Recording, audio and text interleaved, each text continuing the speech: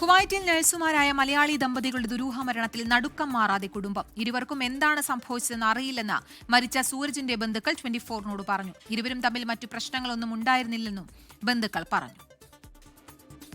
കുവൈറ്റിലെ താമസ സ്ഥലത്താണ് കണ്ണൂർ മണ്ഡലം സ്വദേശി സൂരജിനെയും പെരുമ്പാവൂർ സ്വദേശി ബിൻസിയെയും കുത്തേറ്റു മരിച്ച നിലയിൽ കണ്ടെത്തിയത്.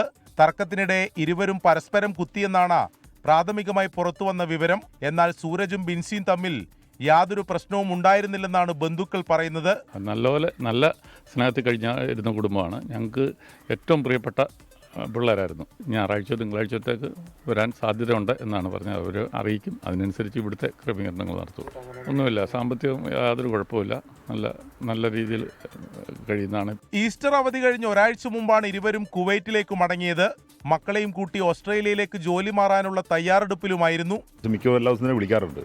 അപ്പം 9:15 വിളിച്ച് സംസാരിച്ച് നോർമലായിട്ട് സംസാരിച്ചതാണ്. ഡ്യൂട്ടി കഴിഞ്ഞിട്ട് രണ്ടുപേർ തിരിച്ച് നൈറ്റ് ഡ്യൂട്ടി ആണെന്ന് തോന്നുന്നു. അത് തിരിച്ച് വന്ന വഴിക്ക് അത് കഴിഞ്ഞിട്ട് എന്താ സംഭവിച്ചതെന്ന് ഒന്നും അറിയില്ല. മരണം നടന്നെന്നല്ലാതെ അവരെ വീടിനകത്ത് സംഭവം നടന്ന വീട്ടിൽ ഇവരെ കയറ്റുകയോ ഒന്നും ചെയ്തിട്ടില്ല.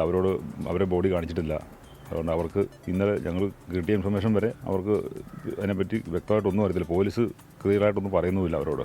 കുവൈറ്റ് പോലീസ് കൃത്യമായ വിവരം നൽകുന്നില്ലെന്നാണ് അവിടെയുള്ള സൂരജിന്റെ ബന്ധുക്കൾ നാട്ടിൽ അറിയിച്ചത്. സംഭവത്തിലെ ദുരൂഹത നീക്കണമെന്ന് ബന്ധുക്കൾ ആവശ്യപ്പെടുന്നു. 24 കണ്ണൂർ.